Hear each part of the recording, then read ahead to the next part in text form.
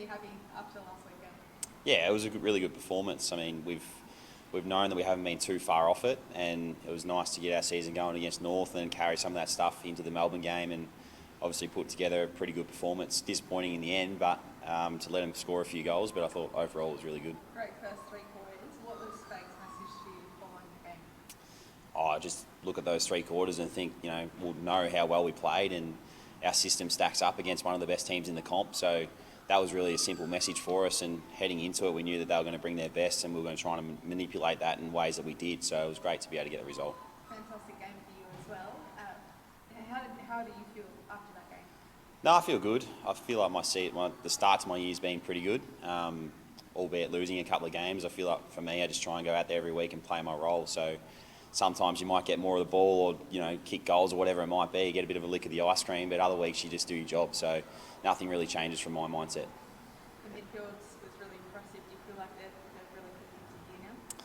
Yeah, I feel like the even contribution across the group has been really good, and the other night Lockie probably didn't have as good a game as what he would have liked, but other guys stand up in Huey and all the other boys that went through there. Cam Rayner was really impressive for us, so it's nice that when someone may not be outperforming themselves, that someone else stands up. So that's really good to see. What does Cam add to you guys as a collective when he plays like he did on Thursday night? Adds a lot. I think you can all see from watching in the crowd, and even us as players, it's pretty special what he can do as a player. So the consistency and all that comes into it now for him, and probably if he wants to get the more midfield time, we want to see those behaviours more often. So it's great that he could start like that on the weekend and show us what he's capable of. How difficult is the jump? I'm sure you went through it, every midfielder goes through it at some stage, to go from patchy to being consistent. Yeah, it's tough. I mean, he does a lot of work in here that not many people see, and so you know that he's doing it, and it's probably just time and exposure to the midfield that will help him and gain that confidence. And a game like Thursday night will go a long way in helping him with his confidence levels, and knowing that he can do it against the best is going to be really important. You've probably done this at the Dogs as well, I reckon. Like, he plays forward and then jumps into the mid. Yep. Is that more difficult than maybe what you give it credit for? It's difficult, but I mean, I feel like in good teams everyone plays a role, and for me at the Dogs that was my role, and I embraced that and did it as best as I could, and I feel like Cam does that for us as well. So when he gets his chance, I'm sure he'll take it like he did on the weekend, and we look forward to getting him in there more. How difficult is it to replicate that pressure that you guys brought the other night? Because that felt like it was maybe as good as it's been for a long time, consistently throughout the match. Yeah, I feel like our last 3 weeks, the pressure's been really good. But the other night was heightened because of the game and Thursday night footy, and against Melbourne, we're 1-3, so everything can play a role in that. But the last 3 weeks for us have been really good and really promising, so continuing to build on those last 3 weeks is going to be important for us going forward. What about Charlie? How's he feeling at the moment after last weekend?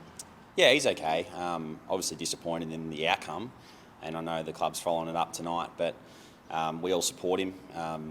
It's hard these days with free kicks and whatnot being paid, and I feel like may not be in this instance, but other instances where players are really trying to manipulate that and get free kicks, which is hard when you're looking at instances like this, because sometimes they can assist the tackle, the actions there. So those little things all come into it, but hopefully we get him off and get him out there this weekend. Has Fagan spoken to you about tackling technique?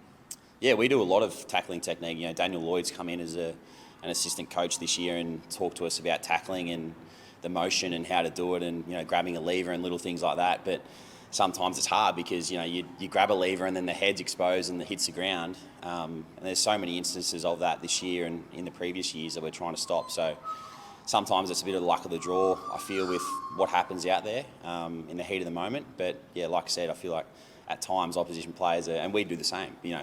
At times you get tackled and your head hits the ground and you try and get a free kick, because that's going to put you in a good position to move forward. So those little things should be looked at.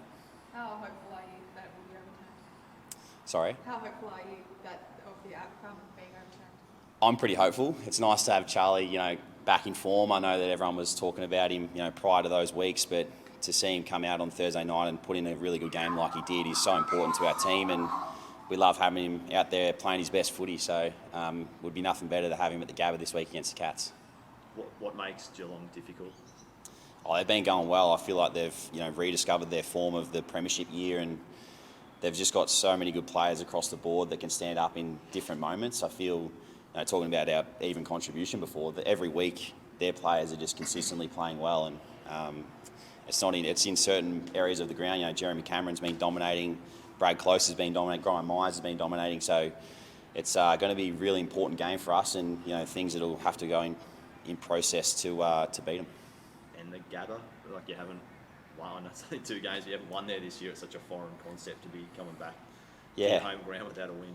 Yeah, it is. I mean, we love our fans and love playing at home, so it's going to be a really important one for us this week to get out there and hopefully get that win, because we want to produce our best footy at home and make it a bit of a fortress like we did last year. So we've got to get that going this week. You spoke about Jeremy Cameron. How do you go about shutting him down? He's a hard one to shut down because he just goes wherever he wants, whenever he wants. It feels like it seems. He's a tough player and someone that can be so crafty around the ground. So I don't know. We haven't really spoken about it too much, but we'll probably end up sending someone to him, a defender or someone like that, to make sure that he doesn't have the impact that he did over the last few weeks.